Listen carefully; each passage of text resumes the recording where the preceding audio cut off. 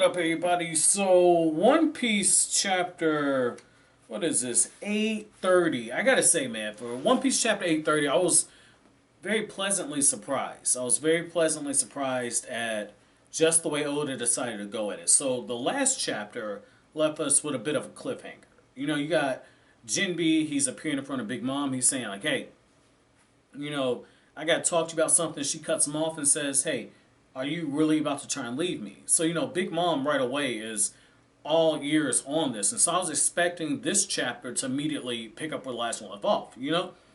That's a hell of a cliffhanger. And so what Oda does is Oda decides to take the opportunity for the new chapter to take us back to a few hours before the meeting even happened. And I thought that was an interesting storytelling choice at first, but as I got to reading the chapter, I understood why Oda decided to go the direction he did, because it properly sets things up, and it also, in a backdoor way, adds more tension to the scene of when Jinbe's talking to Big Mom. So what we find out is that Jinbe has appeared in front of all these fishmen on the water, and they're waking him off a little bit, saying like, hey, you've done everything for us. All of your big life decisions have always been for the good of somebody else. It's time for you to go live your own life. And we actually find out that one of the fishmen that are there is actually one of Big Mom's sons. And it's only the son in the sense that he's married into her family as well. And so I thought that was interesting. And what was so crazy about it is, as that was happening, I said, okay, so not all of these children of Big Mom, I'm guessing, I might have it wrong, unless they're saying Big Mom used to be a mermaid, but not all of Big Mom's kids are her actual biological kids. So me talking about what kind of person crawled up on a pussy, that wasn't exactly the right thing to kind of say. So it looks like some of these kids might be like the parent and child cup ritual. I might have that wrong. I'm really going to be counting on you guys to clarify that for me, especially, before I start doing One Piece discussions. I'm really going to need you to clarify that. But what's really cool is I like the fact that, they have the conversation. They say, well, if you leave Big Mom, nobody's ever left Big Mom and left alive. And so when you get to the moment when Jinbe is talking and he's having a conversation with Big Mom, she says, like, to have the parent and child ritual spit back in my face, I can't believe this shit. That's essentially the stance she took. And she says, you can't just tell me, oh, well, you're going to have to lose something as well. And she has this Russian roulette that comes out. And so essentially what you end up getting is it's a moment where if Jinbe rolls the wrong thing, he could die. And so maybe that whole game is fixed. It's entirely possible it's fixed. I would like to say that it's probably going to be fixed, and Jinbe's probably going to be killed by Big Mom or one of Big Mom's associates. But I like that part. And I also like how when Jinbe earlier in the chapter was talking to all the fishmen, he was like, look, like, Straw Hat Luffy's still very young, but I believe in him. The emperors are not going to be the ones who rule this world. It's actually going to be Straw Hat Luffy.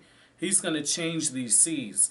I want to serve him. I want to pledge my loyalty to him. I want to ride on his ship. And so it's really cool to get that. And then in the middle to late part of the chapter, you get that moment where Brook is telling Luffy, like, it must be that star that you're born under. And so I'm really hoping this isn't what I think it is. Again, I might just have PTSD from Naruto. I hated the whole reincarnation of Andra and Indra. Like, I hated that shit. Astra and Indra, I hated that.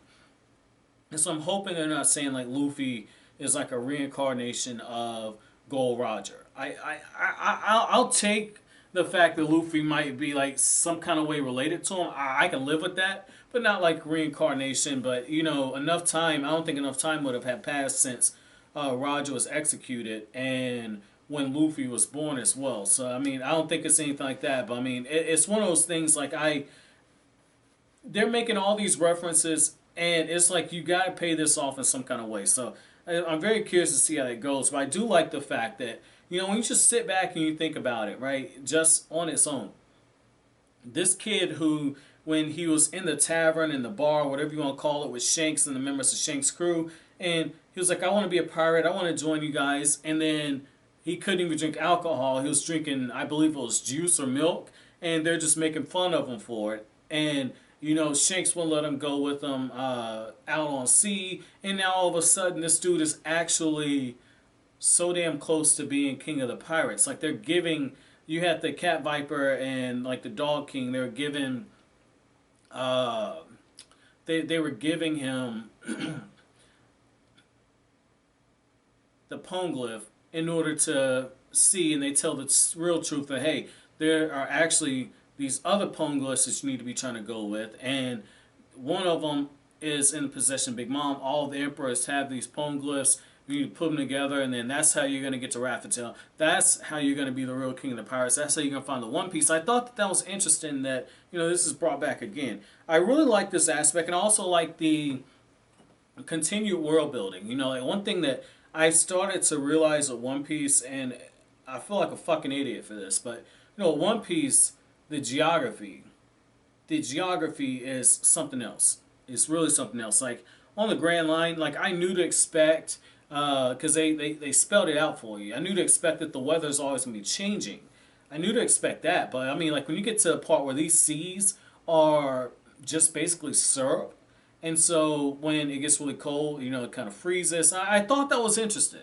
I thought that was interesting because it's like Oda is continuing to build on that whole theme. And I also like the fact that by going in this direction, what Oda is essentially doing is saying like, okay, this is what we're going to be doing with Cake Island, with Big Mom's territory. It's all going to be sweet related. Syrup and candy and sugars and sweets. I thought that was cool. I thought that was an interesting choice. I like what Oda did on that. That grabbed me. I like the fact that, like when Chopper's looking, he's like, wow, Big Mom stays in that big castle, that big cake. I thought that was cool. It's just looking at this, man. Like that's like a diabetic comatose. Like I could picture Luffy trying to eat the whole fucking town. If that happens, Luffy is a town buster. But I mean, I thought that was cool to see that. And I like how Luffy's like there's someone at the shore. So I don't know if this is Sanji, but the thing I can say is the fact that like I know they said that they got to the Cape that Big Mom's daughter Pudding would have Sanji there. It's too easy to just say, okay, we're gonna get Sanji and we're gonna go back, okay? Because the last chapter, or excuse me, the last arc was really short, and I've caught on to what Oda's done, and you guys even told me this. I believe back with the Jaya arc, if I'm not mistaken, you guys told me that Oda gives you a short arc and he gives you a long arc. This is too soon for Luffy to be reunited with Sanji, so I don't know what's coming with this, but what I can say is that I don't think that there's enough here to necessarily just make this an arc about going to steal the poneglyph from Big Mom and Luffy have his showdown Big Mom. I mean, I guess you could kind of do what you did with Alabasta, where you had that moment where Luffy fought Crocodile a few different times and finally beat him on the third go. But even with Crocodile and Alabasta, like there were multiple layers revealed to us when it came to this, and the fact that you got Sanji's family coming here for the wedding, and there's so much riding on the joining of these two alliances. I don't think Luffy and Sanji linking up this early is going to be good storytelling, especially if it's something where Luffy takes Sanji and they basically go like on a heist, if you will,